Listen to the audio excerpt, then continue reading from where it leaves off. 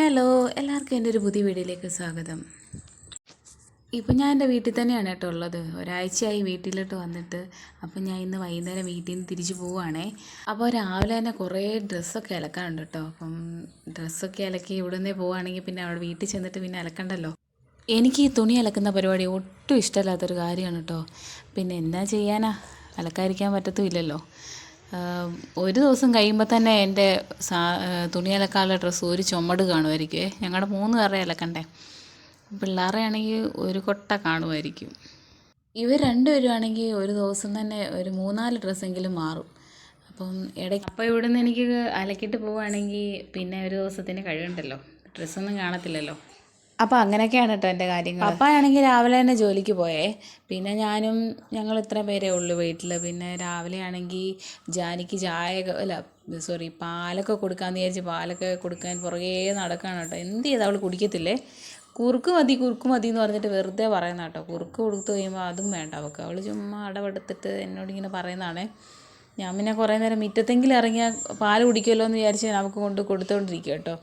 എവിടെ അതും കുടിക്കുന്നില്ല, അങ്ങനെയും കുടിക്കുന്നില്ല അവൾ കേട്ടോ. അങ്ങനെ അവിടെ മുന്നിൽ നിന്ന് ഞാൻ തോറ്റ് തൊപ്പിയിട്ടിങ്ങി പോകുന്നു കേട്ടോ. അങ്ങനെ കുറച്ചു നേരം മുറ്റത്തൂടെയൊക്കെ വായി നോക്കിയൊക്കെ നടന്നു. ഇവിടെ ആണെങ്കിൽ ഇഷ്ടം മാതിരി മറ്റേ കരിയിലക്കിളി ഉണ്ടല്ലോ, കരിയിലയുടെ കളറുള്ള, ഇവിടെ അങ്ങനെ കണ്ട പറയുന്നത് കേട്ടോ.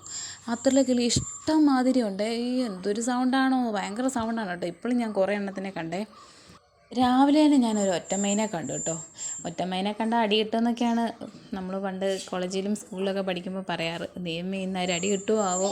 ജാനിയെ ഞാൻ മുറ്റത്തോട്ട് ഇറക്കിയില്ല കേട്ടോ. അവളാണെങ്കിൽ ആ ജനൽ വഴി പമ്പി നോക്കുന്നുണ്ട്. മുറ്റത്തോട്ട് ഇറക്കിയാൽ പിന്നെ തീർന്നു.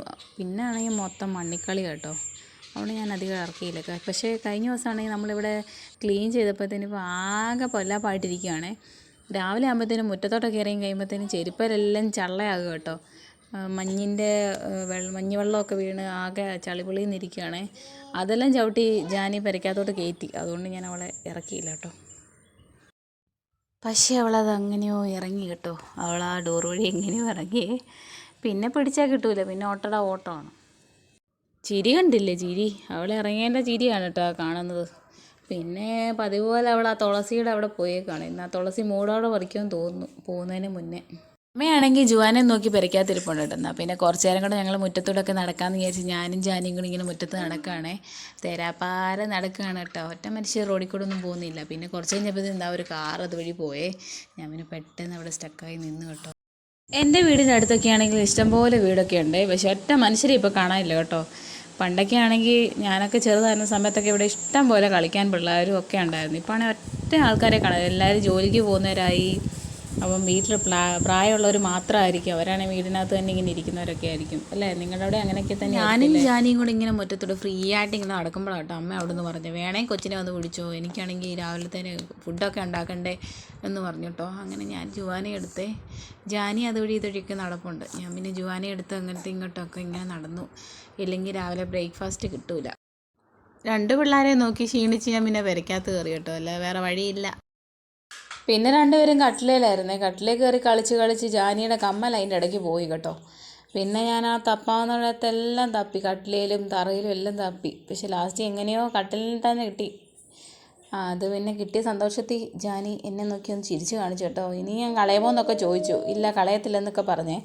ഇതിപ്പം കുറേ പ്രാവശ്യമായി കമ്മൽ പോകുന്നു കേട്ടോ. ഒരു വട്ടം അതിൻ്റെ കമ്മലിൻ്റെ ആണിയൊക്കെ പോയി. പിന്നെ വേറൊരു കമ്മലിൻ്റെ ആണിയൊക്കെ എടുത്തിട്ടേക്കുവാണേ. ജാനകിയാണെങ്കിൽ ഇപ്പോൾ തീരെ പറഞ്ഞാൽ കേൾക്കത്തില്ല കേട്ടോ. വളരുന്തോറും അവളിങ്ങനെ ഭയങ്കര വഴക്കാളിയായി വന്നുകൊണ്ടിരിക്കുകയാണ്. പറഞ്ഞാലൊന്നും കേൾക്കത്തില്ലേ. അടുക്കളയിൽ നിന്നാണെങ്കിൽ ഉള്ള പാത്രവും സ്പൂണും ഇതും എല്ലാം എടുത്തോണ്ടിങ്ങി വരുവേ. ഇതെല്ലാം അമ്മച്ചി കാണാതെ പമ്മി എടുത്തോണ്ട് വരുന്നതാണ് കേട്ടോ. ജാനിയോട് അലച്ചലച്ച് എൻ്റെ തൊണ്ടയിലെ സൗണ്ടെല്ലാം പോയി കേട്ടോ. തൊണ്ടയ്ക്ക് വേദനയായി. അങ്ങനെ അലച്ച് വിളിച്ച് പിള്ളേരെ പുറകെ തന്നെയാണേ. ഇടയ്ക്ക് ഒരു സൗണ്ട് കേൾക്കുന്ന വാഷിംഗ് മെഷീൻ്റെയാണ് കേട്ടോ. ക്ഷമിക്കുക. പിന്നെ ആണെങ്കിൽ കുറേ ഡ്രസ്സൊക്കെ അലക്കാണ്ടെന്ന് ഞാൻ പറഞ്ഞായിരുന്നല്ലോ. അപ്പോൾ അതെല്ലാം അലക്കി ഞാൻ വെയിലത്തിടുകയാണ് കേട്ടോ. ഇതെല്ലാം ഇനി ഉണങ്ങി മടക്കിയിട്ട് വേണം. നല്ല വെയിലൊക്കെ ആയതുകൊണ്ടെല്ലാം തുണികളൊക്കെ ഉണങ്ങി കിട്ടും പെട്ടെന്ന് തന്നെ. പിള്ളേരുടെ തുണിയൊക്കെ ആകുമ്പോഴത്തേനും നമുക്ക് നന്നായിട്ട് ഉണക്കിയിട്ട് വേണമല്ലോ യൂസ് ചെയ്യാൻ. ഇല്ലെങ്കിൽ പിള്ളേരുടെ മറ്റേ ദേഹത്തൊക്കെ അലർജീസും അങ്ങനെയൊക്കെ ഉണ്ടാവൂലേ. അപ്പോൾ ഞാൻ നന്നായിട്ട് വെയിലത്തൊക്കെ ഇട്ട് ഉണക്കിയിട്ടാണ് പിള്ളേരുടെ ഡ്രസ്സൊക്കെ എടുക്കാറ്. ഒരാഴ്ചത്തേന് വന്നതാണെങ്കിൽ തന്നെയും ഇഷ്ടം പോലെ സാധനങ്ങളുണ്ട് കേട്ടോ തിരിച്ച് കൊണ്ടുപോകാനായിട്ട്. സമയം ഇപ്പോൾ 10 മണിയേ ആയിട്ടുള്ളൂ. പക്ഷേ എന്നാ ചൂടാ വെയിലിന്. ഭയങ്കര ചൂടാണ് കേട്ടോ, പുറത്തോട്ടൊന്നും ഇറങ്ങാൻ. പപ്പായാണെങ്കിൽ തലേ സ്റ്റിച്ച് ഉണ്ടായിട്ടും ജോലിക്കൊക്കെ പോകുന്നുണ്ടേ. പപ്പായാണെങ്കിൽ റെസ്റ്റ് ഒന്നും എടുക്കത്തില്ല. പിന്നെ ഇടയ്ക്കൊക്കെ ആണെങ്കിൽ ചെക്കപ്പിനൊക്കെ ഹോസ്പിറ്റലിൽ പോകണം, പിന്നെ സ്റ്റിച്ച് ഇട്ടെടുത്ത് പിന്നെ ഡ്രസ്സ് ചെയ്യാനുണ്ട്. അങ്ങനത്തെ കാര്യങ്ങളിലൊക്കെ ആണെങ്കിൽ ഇടയ്ക്കിടയ്ക്ക് ആവശ്യത്തിലോട്ടൊക്കെ പോകേണ്ടി വരുവേ. അപ്പം പപ്പ അതുവഴിയാണ് കേട്ടോ, ഹോസ്പിറ്റലൊക്കെ പോയിട്ടാണ് പിന്നെ ജോലിക്ക് പോകുന്നതും അങ്ങനെയൊക്കെ ആയിട്ട് കേട്ടോ. അങ്ങനെ ഡ്രസ്സൊക്കെ അലക്കിയിട്ടിട്ടുണ്ട്. ഇനി ഉണങ്ങിയിട്ട് വേണം എല്ലാം പാക്ക് ചെയ്തിട്ട് തിരിച്ച് കൊണ്ടുപോകാനായിട്ട്. അങ്ങനെ തുണിയൊക്കെ ഇട്ടതിന് ശേഷം ഞങ്ങൾ പിന്നെ ബ്രേക്ക്ഫാസ്റ്റ് കഴിക്കാൻ പോയേ. പുട്ടും പിന്നെ ഏത്തയ്ക്ക പുഴുങ്ങിയതുമായിരുന്നു. അപ്പം അതൊക്കെ കഴിച്ചു. സത്യം പറഞ്ഞാൽ എനിക്ക് പുട്ട് അങ്ങനെ വലിയ താല്പര്യമില്ല കേട്ടോ, പിന്നെ വിശന്നിട്ട് അങ്ങ് കഴിച്ച് പോയി. പിന്നെ ജാനിയാണെങ്കിൽ ഞാൻ കഴിക്കുന്ന കണ്ടിട്ട് ഓടി വന്നു കേട്ടോ, എനിക്കും വേണമെന്ന് പറഞ്ഞിട്ടുണ്ട്. വെറുതെയാണ്, അവൾ കഴിക്കത്തൊന്നുമില്ല. എനിക്ക് മടിയിലിരിക്കണം എന്നൊക്കെ പറഞ്ഞുകൊണ്ട് വന്നേ. അങ്ങനെ ഞാൻ എടുക്കാനുള്ള കാര്യങ്ങളൊക്കെ ഇങ്ങനെ ആലോചിച്ചുകൊണ്ട് പുട്ടൊക്കെ കഴിച്ചു കേട്ടോ. ഫുഡൊക്കെ കഴിച്ചുകൊണ്ടിരിക്കുന്നതിനിടയ്ക്കാണ് കേട്ടോ മീൻകാരൻ വന്നതേ. പിന്നെ മീൻകാരൻ്റെ അടുത്തോട്ട് ഞങ്ങൾ പോയി. പെട്ടെന്ന് അവൾക്ക് കാണണമെന്ന് പറഞ്ഞ് പിന്നെ ഞങ്ങൾ വേഗം അങ്ങോട്ട് പോയി കേട്ടോ. കുറേ മീനൊക്കെ ഉണ്ടായിരുന്നേ. എനിക്കറിയാവുന്ന മീൻ അയലയും മത്തിയായിരുന്നു കേട്ടോ. പിന്നെ എന്തോ ഒരു തുണ്ടമീനും ഉണ്ടായിരുന്നു. പിന്നെ അമ്മയാണെങ്കിൽ മത്തിയും തുണ്ടമീനും വാങ്ങിച്ചു. മീൻകാരൊക്കെ പഠിക്കൽ കൂടെ വരുന്നതുകൊണ്ട് അമ്മ ചന്തയിലൊന്നും പോയി വാങ്ങിക്കാറില്ലേ. വല്ലപ്പോഴൊക്കെ പപ്പ ചന്തയിൽ നിന്നൊക്കെ മേടിച്ചുകൊണ്ട് വരാറുണ്ട്. അങ്ങനല്ലാതെ വേറൊരു സൈസ് മീനും ഉണ്ടായിരുന്നു കേട്ടോ. തുണ്ടമീനൊക്കെ ആണെങ്കിൽ അമ്മയ്ക്ക് നന്നായിട്ട് നുറുക്കിയൊക്കെ കൊടുത്തിട്ടുണ്ട് കേട്ടോ അവർ. അങ്ങനെ ജാനി മീനൊക്കെ വെട്ടുന്നതും കുറേ മീനെയൊക്കെ കണ്ടു. പിന്നെ ചുണ്ടിൻ്റെ അവിടെ ഇങ്ങനെ ഒരു കൂർത്തിരിക്കുന്ന ഒരു മീനെയും കൂടെ കണ്ടു കേട്ടോ. ആ മീനൊന്നും ഇവിടെ മേടിച്ചിട്ടേ ഇല്ലേ. നല്ല മീനാണെന്നാണ് പുള്ളി പറയുന്നത് കേട്ടത്. വറക്കാൻ നല്ല ബെസ്റ്റാണെന്നും ഒക്കെ ഇങ്ങനെ പറഞ്ഞു തന്നു. പിന്നെ കട്ടിലേ വന്നിട്ട് പിള്ളേർ വീണ്ടും കളിയും ചിരിയും ഒക്കെയാണ് കേട്ടോ.